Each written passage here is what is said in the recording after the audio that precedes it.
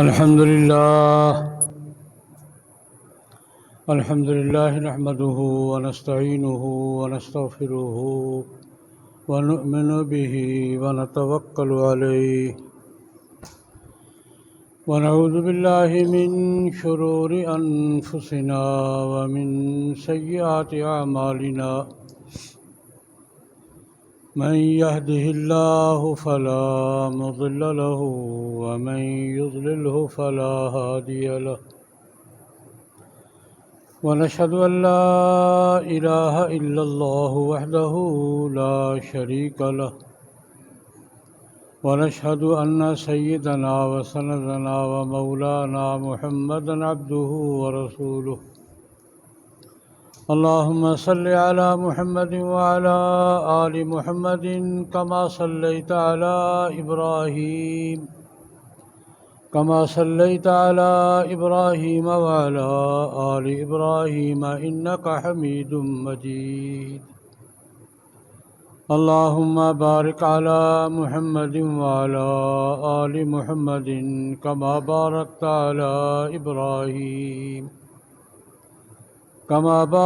على إبراهيم وعلى آل إبراهيم إنك حميد مجيد أما بعد فأعوذ بالله من الشيطان الرجيم بسم الله الرحمن الرحيم إنا أنزلنا إليك الكتاب بالحق لتحكم بين الناس بما أراك الله ولا تكن للخائنين خصيما واستغفر الله إن الله كان غفورا رحيما صدق اللہ العظیم۔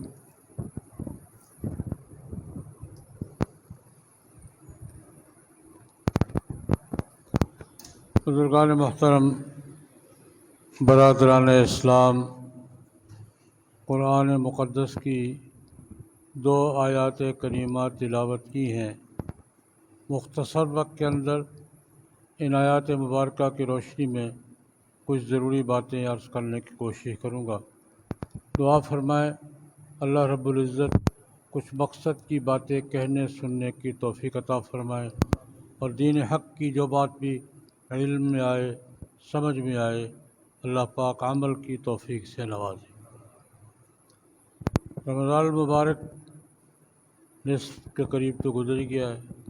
اللہ تبارک و تعالیٰ نے مہربانی فرمائی، کرم فرمایا کہ زندگی میں ایک بار پھر رمضان المبارک نصیب فرمایا، اور ہمیں اپنے گناہوں کی معافی مانگنے کی، اپنی نیکیوں میں اضافہ کرنے کی، برکتیں اور رحمتیں حاصل کرنے کی اللہ پاک نے توفیق عطا فرمائی۔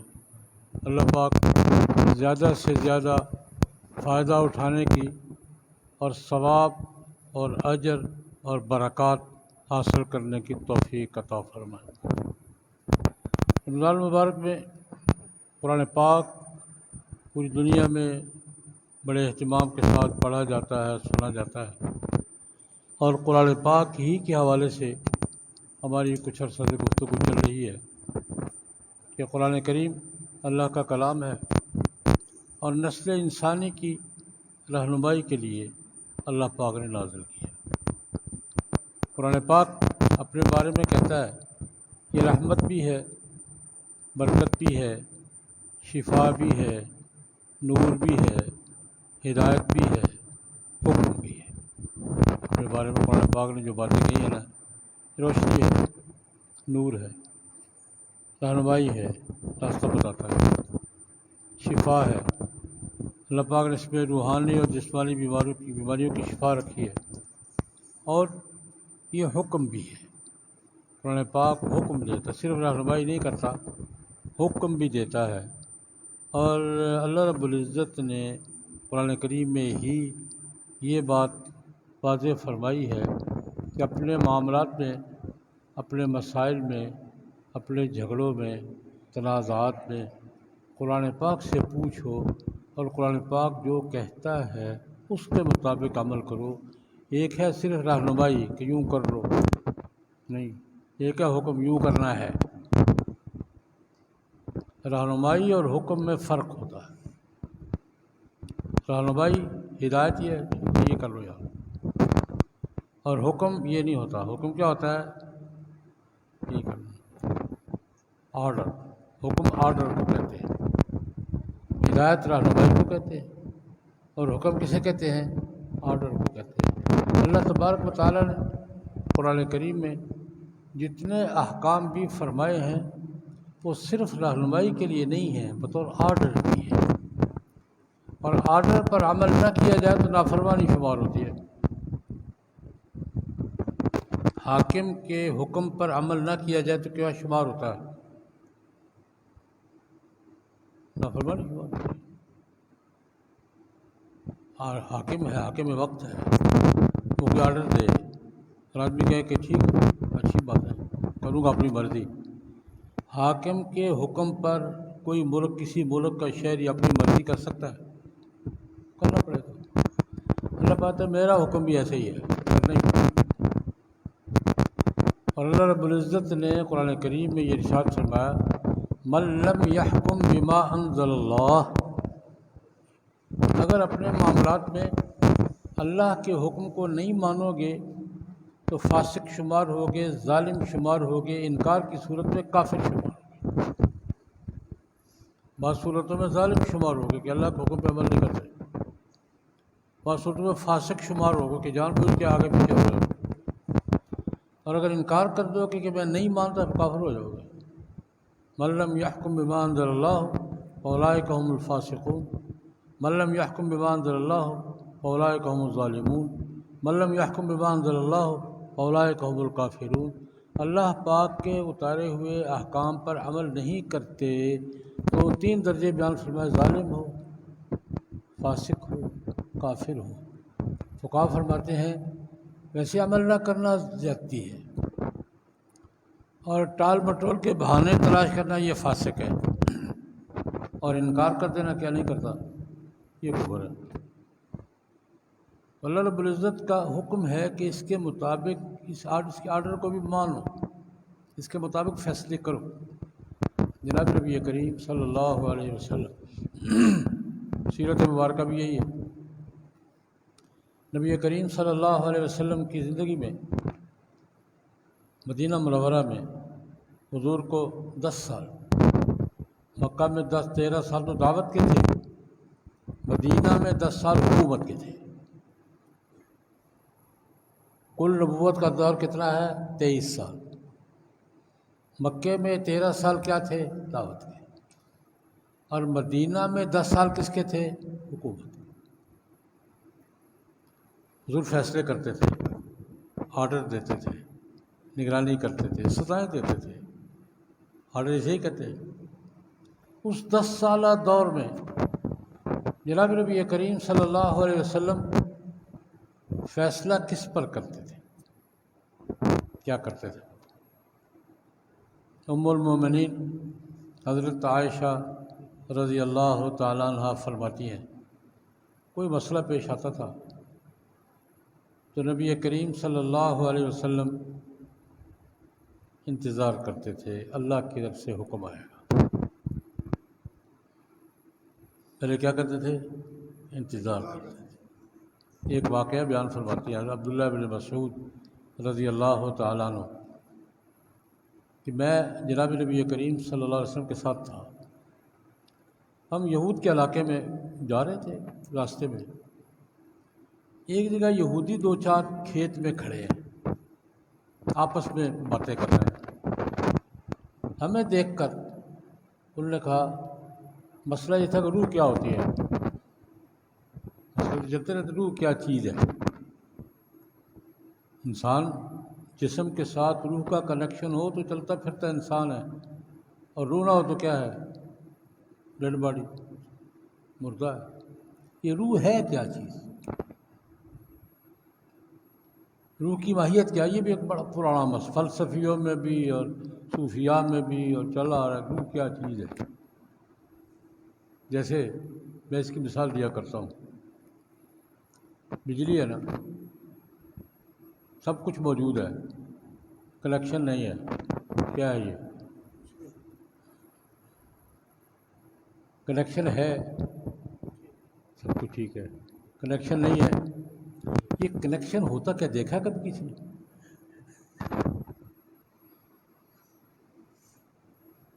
کسی نے آتا دیکھا ہو، جاتا ورک کرتا تو دیکھا ہے،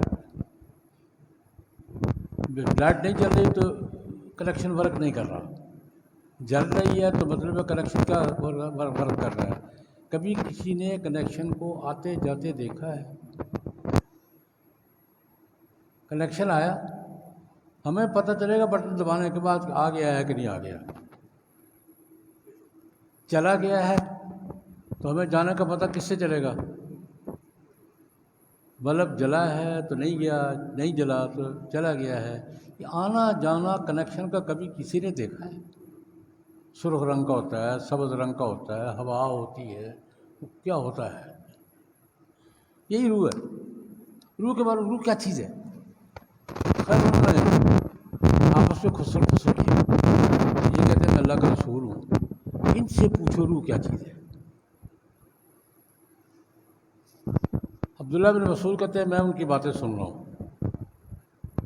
ایک دوسرے سے کہہ رہے ہیں کہ محمد ابوالقاسم کہا کرتے تھے، ابوالقاسم سے پوچھتے ہیں روح کیا چیز ہے؟ دوسرے نے کہا یار چھوڑو، تم پوچھو گے روح کے بارے میں وہ تمہاری کوئی حرکت بتا دے گا، ایسے ہی ہوا ہے۔ یہودی سوال کرتے تھے، حضور وہی آتی تھی، حضور کہ تم نے یہ کیا، تم نے یہ کیا، چھوڑو یار خام خواہ، تم کرو گے روح کے بارے میں سوال وہ تمہاری کوئی حرکتیں بتا دے گا۔ یہ خسر پھسر چل رہی ہے۔ عبداللہ بن مسعود کہتے ہیں میں سن رہا ہوں، ایک نے کہا نہیں یار پوچھتے ہیں دیکھی جائے گی، پوچھتے ہیں روح کیا چیز ہے؟ یا ابوالقاسم، حضور کو یہودی ابوالقاسم کہہ کے یاد کیا، ابوالقاسم حضور کی کنیت تھی۔ ہاں بھائی یہ روح کیا چیز ہے؟ انہوں نے سوال کیا، حضور خاموش کر کوئی جواب نہیں دیا۔ اب یہ جواب خاموشی کس بات؟ عبداللہ بن مسعود کہتے ہیں میں نے چہرے کی طرف دیکھا تو میں نے سمجھ گیا کہ وہی کا انتظار ہے، یہ تو اللہ ہی بتائے گا، مجھے کیا پتا، یہ کون بتائے گا روح کیا چیز ہے؟ بجلی والا بتائے گا۔ حضور میں چہرہ دیکھ کے سمجھ گیا وہی آ رہی۔ چند لمحے گزرے کہ حضور نے قرآن پاک کی آیت پڑھ دی جو نازل ہوئی اس وقت، یسألونک عن الروح قل الروح من امر ربی وما اوتیتم من العلم الا قلیلا۔ یہ یہودیوں کے سوال کے جواب میں ہے کہ آپ سے یہ روح کے بارے میں پوچھتے ہیں، آپ ان سے کہہ دیجئے روح کی ماہیت تم نہیں جان سکتے، تمہیں کوئی اس کا علم نہیں دیا گیا، اتنی بات جان لو کہ اللہ کا آرڈر ہے بس۔ روح کیا ہے؟ قل الروح من امر ربی، اللہ کا آرڈر ہوتا ہے تو آدمی حرکت کرنا شروع کر دیتا ہے، آرڈر واپس ہوتا ہے تو جام ہو جاتا ہے۔ روح کس کا نام ہے؟ اللہ کے آرڈر کا نام ہے۔ باقی ما اوتیتم من العلم الا کہ اس کی ماہیت تلاش کرنا چاہو گے نا نہیں کر سکتے، اور آج تک نہیں کر سکے۔ جیسے میں نے کنیکشن کا کہا نا، کنیکشن آپ کو آتا جاتا نہیں نظر آئے گا، کام کرتا نظر آئے گا، چلا گیا بھی معلوم ہوگا، آ گیا معلوم ہوگا، لیکن نہ آتا دکھے گا نہ جاتا دکھے گا۔ ویسے ہی روح ہے۔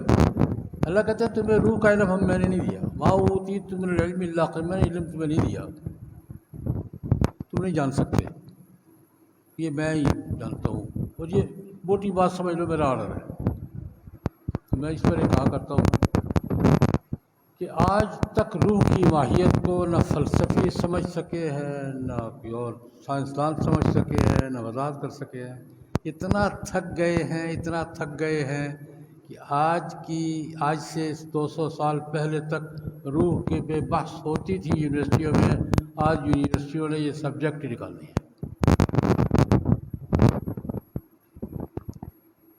بھائی ہمارے پاس کی بات نہیں ہے۔ میں نے دیکھی ہے یونیورسٹی، آکسفورڈ بھی دیکھی ہے، کیمبرج بھی دیکھی ہے، ہارورڈ بھی دیکھی ہے، بس سوال کیا ہے روح سب کا سبجیکٹ ہے یہاں؟ کہتے نہیں۔ میں نے کیوں؟ روح ہے کہ نہیں ہے؟ میرے کہتے ہے۔ روح کا وجود ہے یا نہیں؟ میرا سوال تھا، ہارورڈ میں کیا تھا میں نے ایک درس پہ، روح ہے کہ نہیں ہے؟ کہتے ہاں۔ کام کرتی ہے؟ کہ پڑھاتے ہو کہ نہیں؟ ہو جا۔ میں نے کہا اللہ پاک نے پہلے ہی کہہ دیا تھا ما اوتیتم من العلم الا قلیلا، اس کا علم میں نے تمہیں دیا ہی۔ بات میں یہ کر رہا تھا کہ نبی کریم صلی اللہ علیہ وسلم سے کوئی بات ہوتی تھی پہلے وحی کا انتظار کرتے تھے، وحی کا انتظار کرتے تھے اور وحی کے مطابق فیصلہ کرتے تھے۔ وحی نہیں آتی تھی پھر فیصلہ کرتے تھے اور اللہ پاک کی تائید سے وہ وحی ہو جاتی تھی۔ حضور نے فیصلہ کیا ہے، اپنی مرضی سے کیا ہے، اللہ پاک نے اس پر کچھ نہیں کہا، تو یہ فیصلہ حضور کا ہے یا اللہ کا ہے؟ بات غور کریں ذرا۔ فیصلہ حضور نے کیا ہے، وہی جاری ہے، اللہ پاک نے روکا نہیں، ٹھیک ہے، خاموشی اختیار کر دی ہے۔ اللہ کے خاموش رہنے پر یہ حکم حضور کا رہا ہے یا اللہ کا ہو گیا ہے؟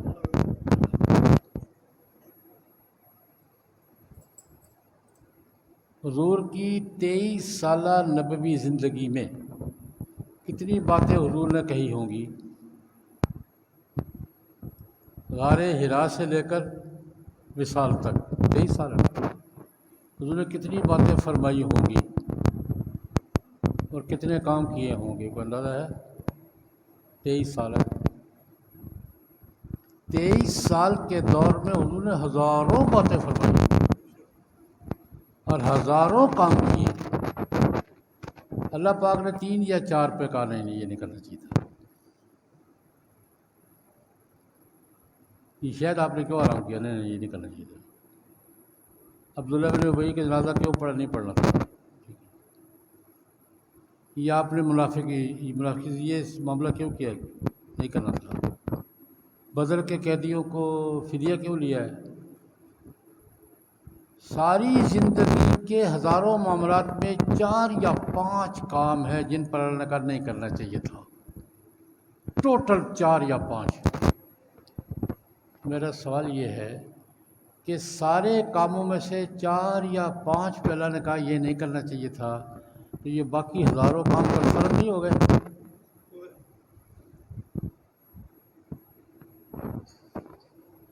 4 یا 5 باتوں پہ سارے قرآن میں 4 یا 5 باتیں، یہ نہیں کرنا تھا، یہ نہیں کرنا تھا، یہ کتنی ہے؟ 4 یا 5 ہے۔ ان 4 یا 5 پہ کراس لگا یہ نہیں کرنا چاہیے، باقی سارے کے سارے کنفرم نہیں ہو گئے؟ حضور کی ترتیب بتا رہا ہوں، بات میں غور کر رہا تھا۔ جناب نبی کریم صلی اللہ علیہ وسلم فیصلہ کرتے تھے قرآن پاک کے مطابق اور بما انزل اللہ کے احکام کے مطابق فیصلہ کرتے تھے اور اس میں کوئی لچک نہیں دکھاتے تھے۔ 3 مقدموں کا ذکر کروں گا۔ حضور سے مقدمہ پیش ہوا ہے، درخواست کی گئی ہے کچھ، اللہ کا کام میں لچک نہیں دے سکتا۔ یہودیوں کا کیس تھا، مدینہ منورہ میں یہودی رہتے تھے، یہودیوں کا مقدمہ آیا، زنا کا کیس تھا، ان کا آپس کا کیس تھا۔ مقدمہ حضور کی خدمت میں پیش ہوا، حضور نے کہا کتاب لاؤ بھائی، تمہاری کتاب میں کیا لکھا ہے؟ بما انزل اللہ، تم کس کتاب پہ ایمان رکھتے ہو؟ تورات پر۔ تمہاری بھی بما انزل اللہ کیا ہے؟ تورات۔ تورات میں کیا حکم ہے؟ کچھ نے گول مول کرنا چاہیے بات، ہم منہ کالا کرتے ہیں، گدھے پر بٹھاتے ہیں، خوب چھتر چھتر مارتے ہیں۔ اپنا کتاب لاؤ، کتاب میں کیا ہے؟ لائے کتاب، آگے پیچھے پڑھنا شروع کر دی۔ عبداللہ بن سلام رضی اللہ تعالیٰ عنہ بڑے یہودی عالم تھے، مسلمان ہو گئے تھے، انہوں نے آ کے کتاب پکڑی، کیوں کیا کر رہے ہو؟ یہ درمیان والی یاد کیوں نہیں پڑھ دے؟ آگے پیچھے کیوں پڑھ رہے ہو؟ میں بات یہ بتانا چاہ رہا ہوں، نبی کریم صلی اللہ علیہ وسلم نے یہودیوں کا فیصلہ بھی کیا تو کس کے مطابق کیا؟ کتاب کے مطابق، تورات کے مطابق۔ اللہ کا حکم یہ ہے، یہی اللہ کے حکم کا مطلب ہی ہے۔ اللہ پاک نے جو احکام اتارے ہیں وہ آرڈر ہیں، آپشن نہیں ہے۔ میری بات سمجھ آئی ہے؟ اللہ پاک نے جو آرڈر اتارے ہیں وہ آپشن نہیں ہیں، آرڈر ہیں۔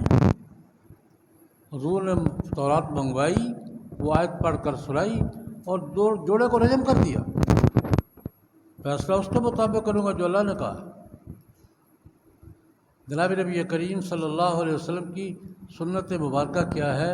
کوئی مسئلہ پیش آیا ہے تو فیصلہ کس کے مطابق کیا ہے؟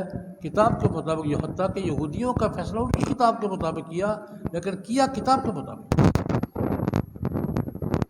جناب نبی کریم صلی اللہ علیہ وسلم کے اپنے معاملات بھی ہیں دو۔ بڑا مشہور واقعہ ہے فاطمہ مخزومیہ۔ بنو مخزوم کی ایک عورت ہے، فاطمہ نام تھا، صحابیہ رضی اللہ تعالیٰ عنہ۔ انسان غلطی ہو گئی، چوری کر دی، انسان چوری کر دی۔ مقدمہ نبی کریم صلی اللہ علیہ وسلم کی خدمت میں پیش ہوا کہ فاطمہ نے چوری کی ہے، گواہیاں وغیرہ مانگی، چوری ثابت ہو گئی، کیس پیش ہوا اور جرم ثابت ہو گیا۔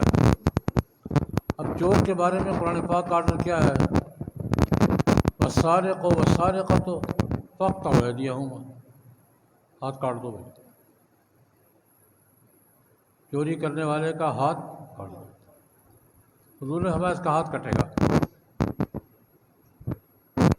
آرڈر دے دیا، جج کا فیصلہ آ گیا۔ اب سفارشیں تلاش کرنا شروع، یہ ہوتا ہے نا، جج کا فیصلہ بدلوانا ہو تو کیا کرتے ہیں؟ یا سفارش بندوں کی یا کاغذ کی، وہ کرتے ہیں، ہوتا رہتا ہے۔ سفارشیں تلاش کرنا شروع کر دیں۔ اور سفارش میں اصول کیا ہے؟ وہ بندہ لاؤ جس کی بات رد نہ کرتے ہو۔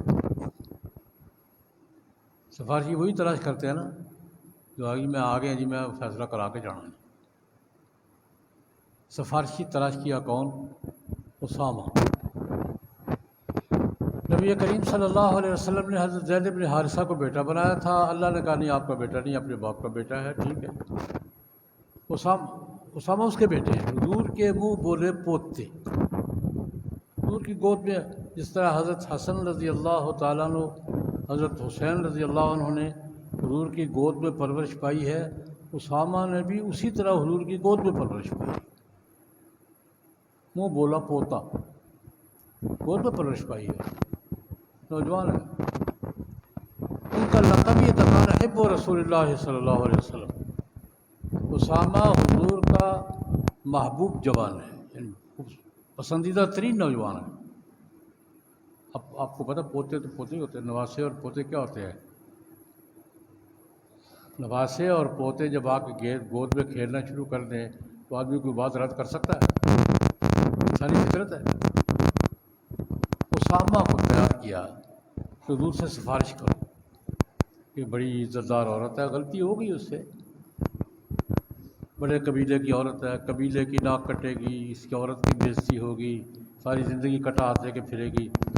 اسامہ کو تیار کیا جناب نبی کریم صلی اللہ علیہ وسلم کی خدمت میں سفارش کے لیے۔ بخاری شریف کی روایت ہے، اسامہ آئے رسول اللہ علیہ وسلم کی خدمت، جیسے نواسے پوتے دادا سے بات بیٹھتے ہیں، ڈانٹ واٹ کرتے ہیں، بیٹھے باتیں کی، یا رسول اللہ وہ مخزومیہ فاطمہ کے بارے میں کیا فیصلہ کیا ہے؟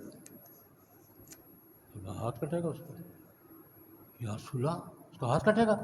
کٹے گا۔ یا رسول اللہ بڑی عزت دار عورت ہے، خاندان بھی بڑا عزت والا ہے، مسئلہ خراب ہو جائے گا۔ حضور لیٹے ہوئے تھے، اٹھ کے بیٹھ گئے سخت غصے میں۔ اسامہ اتشفع فی حد من حدود اللہ، کیا کہہ رہے ہو؟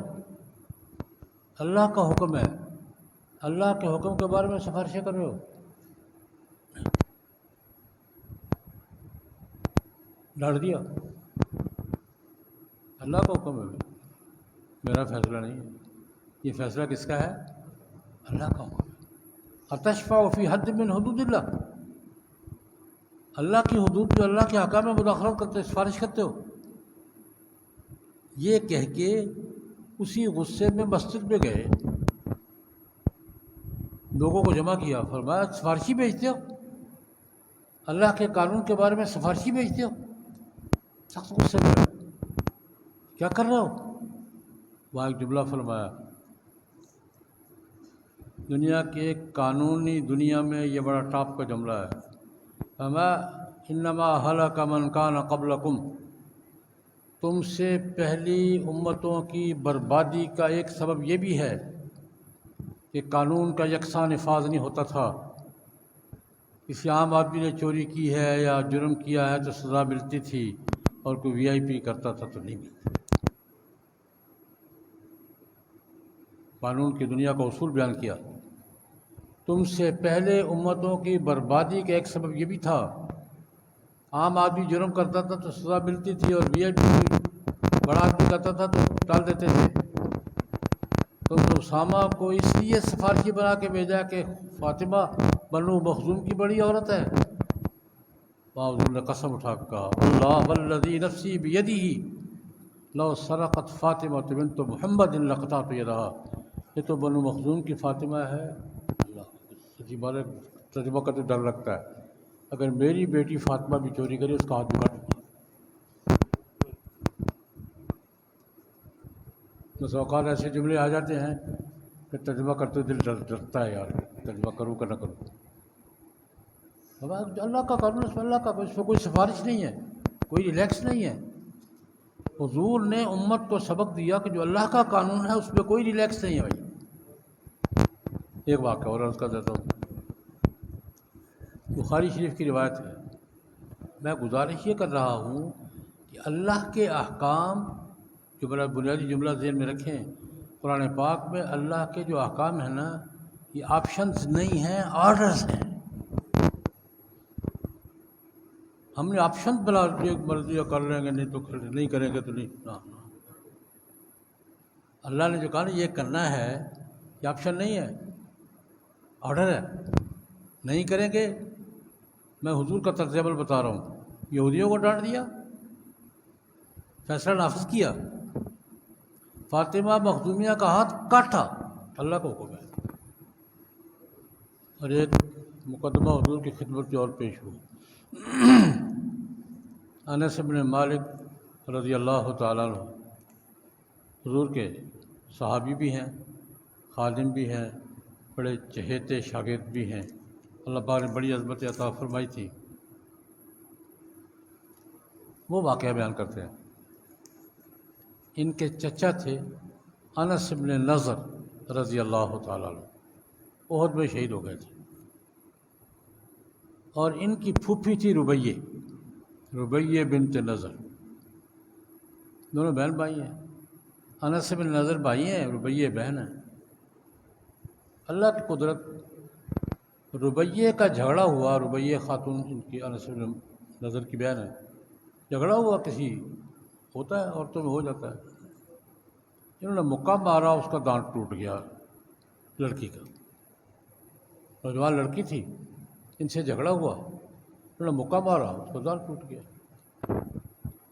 اب دانت کے بارے میں قرآن پاک کا حکم یہ ہے، ان النفس بالنفس والعین بالعین والانف بالانف والاذن بالاذن والسن بالسن، دانت توڑا ہے تو دانت ٹوٹے گا، قرآن پاک آ رہا ہے۔ آنکھ پھوڑی ہے تو آنکھ پھوڑی جائے گی، ہاتھ کاٹا تو ہاتھ کٹے گا، قرآن پاک۔ وَكَتَبْنَا عَلَيْهِمْ فِيهَا أَنَّ النَّفْسَ بالجان کے بدلے جان، آنکھ کے بدلے آنکھ، ناک کے بدلے ناک، کان کے بدلے کان، دانت کے بدلے دانت۔ اب اس نے مکہ مارا تھا، دانت ٹوٹ گیا اس کا، لڑکی کے رشتہ دار آ گئے، یا رسول اللہ ہم تو قصاص لیں گے۔ قصاص کیا ہے؟ کہ اس کا بھی وہی دانت توڑا جائے۔ اب وہ بھی آ گئے، یہ بھی آ گئے، یا رسول اللہ۔ انس بن نضر رضی اللہ تعالیٰ عنہ، انس بن مالک کے چچا، یا رسول اللہ میری بہن کا دانت توڑا جائے گا، توڑا جائے گا۔ یا رسول اللہ روپیے کا، اب بھائی کو برداشت نہیں ہو رہا، بہن بھائی ہوتے ہیں۔ یا رسول اللہ روپیے کا دانت ٹوٹے، سب ٹوٹے گا۔ یا رسول اللہ روپیے کا، ہاں روپیے۔ یا رسول اللہ یہ کیسے میری، اب وہ بے چینی کا اظہار کر رہے ہیں کہ میری بہن کا روپیے کا قصاص پہ دانت ٹوٹے گا، بڑے بے چین مضطرب۔ حضور نے فرمایا انس کتاب اللہ القصاص، کتاب اللہ کا فیصلہ ہے، اس پہ کوئی رچک نہیں ہے، ہوگا۔ اب بھائی بے چین ہے، اضطراب کا اظہار کر رہا ہے، قسم اٹھا لی بھائی نے اللہ کی، بڑا مزہ کا قصہ ہے۔ بھائی بے چینی کسی افسر نہیں، اس کا ہاتھ نہیں کٹ، فرما کٹے گا، خدا کی قسم نہیں کٹے گا۔ بھائی نے بہن کی محبت میں قسم اٹھا لی، واللہ لا تسر سنیت ربی رویے، یا رسول اللہ خدا کی قسم میری بہن کا دانت نہیں ٹوٹے گا۔ تو بات کیا کہہ رہے ہو؟ کتاب اللہ القصاص، کتاب اللہ کا فیصلہ ہے، میں نہیں ٹال سکتا اس کو۔ معاملہ یہاں تک پہنچ گیا ہے۔ اگلا واقعہ یہ ہو گیا کہ اس لڑکی کے رشتہ داروں نے جب انس کی یہ کیفیت دیکھی کہ بھائی کا اضطراب اور بے چینی، آپس میں اکٹھے ہوئے، کہنے لگے یار بہن بھائی کا معاملہ ہے، اس کو ترک چھوڑو، اس کو دیت لے لو، یار تاوان لے لو۔ وہ آئے، یا رسول اللہ انس کی بات دیکھ کر ہمارے دل میں خیال آیا ہے، ہم نے قصاص معاف کیا، دیت دے دی۔ اس پر نبی کریم صلی اللہ علیہ وسلم نے بڑا عجیب جملہ فرمایا ہے، فرمایا اللہ کے کچھ بندے ایسے ہوتے ہیں دیکھنے میں کچھ بھی نہیں لگتے، فرمایا کہ اللہ کے کچھ بندے ایسے ہوتے ہیں، من عباد اللہ، اللہ کے بندوں میں کچھ ایسے ہوتے ہیں دیکھنے میں کوئی حیثیت نہیں ہوتی ان کی، کوئی ان کو دروازے پہ کھڑا، مدفوع عن الابواب، کوئی ان کو دروازے پہ کھڑا نہ ہونے دے، کوئی ان کی بات نہ سنے، لیکن اللہ کے ہاں ان کا مقام یہ ہوتا ہے کہ اللہ کا نام لے کر کوئی بات کہہ دیں تو اللہ لاج رکھ لیتے۔ لو اقسم علی اللہ لابرہ، اگر قسم اٹھا لے اللہ کا نام لے کے کوئی بات کہہ دیں، اللہ کہتا ہے یاد کرو، یا انس بھی ان میں سے بات پر جو عرض کر رہا ہوں کہ نبی کریم صلی اللہ علیہ وسلم نے فیصلہ کیا کہ قرآن پاک کے مطابق حضور سے سفارش کی گئی، درخواست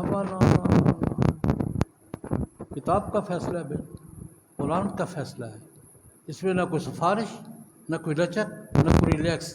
تو میں نے بات کیا عرض کی ہے، ایک جملہ عرض کیا میں نے آج، قرآن پاک کے احکام، قرآن پاک کس لیے ہے؟ لتحکم بین الناس بما اراک اللہ، لوگوں کے فیصلے کتاب کے مطابق کرو، اور قرآن پاک میں جتنے احکام بھی اللہ کے ہیں یہ آپشنز نہیں ہیں، آرڈرز ہیں۔ قرآن پاک کے حکم کو آرڈر سمجھ کے عمل کریں گے تو قرآن پہ عمل ہوگا، ورنہ اللہ پاک معاف فرمائے۔ باقی بات پھر سے انشاءاللہ، یار یہ مجھ سے پڑھا نہیں جا رہا۔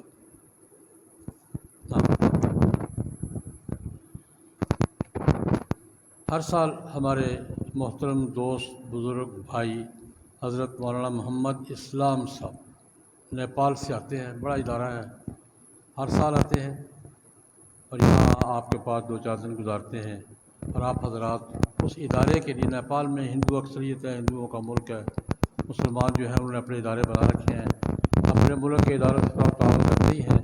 نیپال ان کا حق زیادہ ہے ہم پر، تشریف لائے ہوئے ہیں، نماز کے بعد تشریف رکھتے ہوں گے، زیادہ سے زیادہ تعاون کریں، بڑے اجر کی بات ہے، بڑے ثواب کی بات ہے۔ اللہم صلی علی سیدنا